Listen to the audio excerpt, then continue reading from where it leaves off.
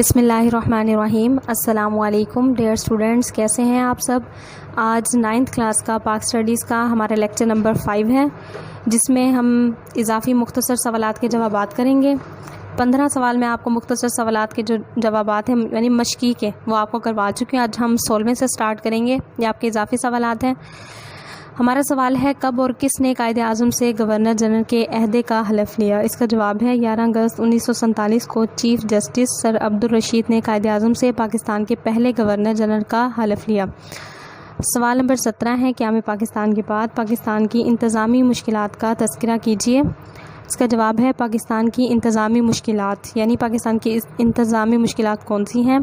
پاکستان کے علاقوں میں سرکاری ملازمتوں پر فائز غیر مسلم یعنی جو مسلمان نہیں تھے بڑی تعداد میں بھارت چلے گئے، دفاتر خالی ہو گئے، دفاتر میں فرنیچر، اسٹیشنری اور ٹائپ رائٹروں وغیرہ کی کمی تھی، اکثر دفاتر نے کھلے آسمان تلے کام کا آغاز کیا، ہندو بھارت جاتے ہوئے دفتری ریکارڈ غائب کر گئے، جس کی وجہ سے دفاتر میں کام کرنے میں بڑی دشواریاں یعنی مشکلات پیش آئیں۔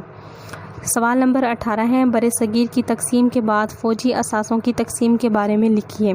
اس کا جواب ہے فوجی اثاثوں کی تقسیم۔ بر صغیر یعنی پاک و ہند کی تقسیم کے بعد بھی متحدہ ہندوستان کا کمانڈر دونوں ممالک کی افواج کو ایک ہی کمانڈر کے ماتحت رکھنا چاہیے تھا، لیکن مسلم لیگ نے کو ماننے سے انکار کر دیا یعنی منع کر دیا اور فوجی وسائل اور اثاثے دونوں ممالک میں بانٹنے کا مطالبہ کیا، جس کو برطانوی حکومت نے تسلیم کر لیا یعنی مان لیا، اور تمام فوجی اثاثے بھارت اور پاکستان میں 64% اور 36% کے تناسب سے تقسیم کرنے کا فیصلہ ہوا۔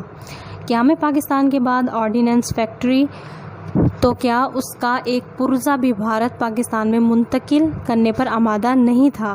کافی تکرار کے بعد پاکستان کو اس ضمن میں 60 ملین روپے دیے جانے کا فیصلہ ہوا۔ عام فوجی اثاثوں کی تقسیم کا جو فارمولہ بھی بنایا گیا، حکومت ہند نے اسے مسترد کر دیا، جس سے حالات مزید پیچیدہ ہو گئے یعنی خراب ہو گئے، یوں پاکستان کو اپنا جائز حصہ لینے سے محروم کر دیا گیا۔ یہ آپ کے سوال نمبر 18 کا آنسر تھا۔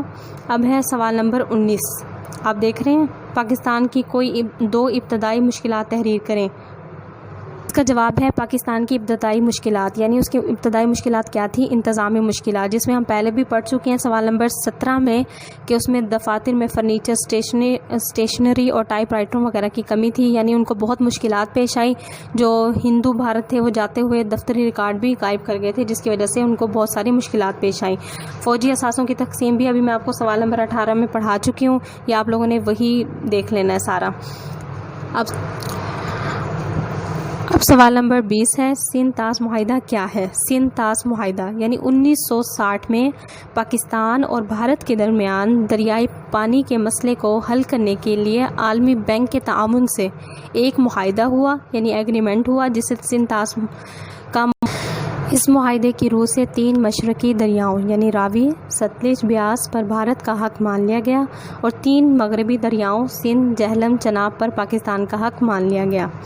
اب آپ کا سوال نمبر 21 ہے، کن ریاستوں نے فوری طور پر پاکستان یا بھارت میں شامل ہونے کا فیصلہ نہ کیا؟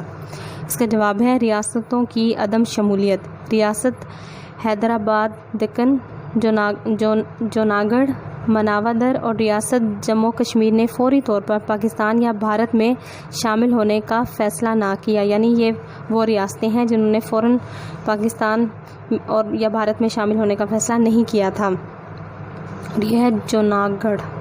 اب ہے سوال نمبر 22، قائد اعظم رحمۃ اللہ علیہ کب اور کہاں پیدا ہوئے؟ اس کا جواب ہے قائد اعظم رحمۃ اللہ علیہ کی سن پیدائش اور جائے پیدائش۔ قائد اعظم رحمۃ اللہ علیہ 25 دسمبر 1876 کو کراچی کے ایک تاجر پونجا جنا رحمۃ اللہ علیہ کے گھر پیدا ہوئے۔ آپ رحمۃ اللہ علیہ بانی پاکستان ہیں۔ آپ رحمۃ اللہ علیہ کو بابائے قوم اور قائد اعظم رحمۃ اللہ علیہ کے القابات سے نوازا گیا۔ آج کا لیکچر یہیں پہ ختم ہوتا ہے۔ یہ آپ لوگوں نے 16 سے 22 تک شارٹ کوسچن یاد بھی کرنے ہیں اور لکھنے بھی ہیں۔ اپنا خیال رکھیے گا۔ اللہ حافظ۔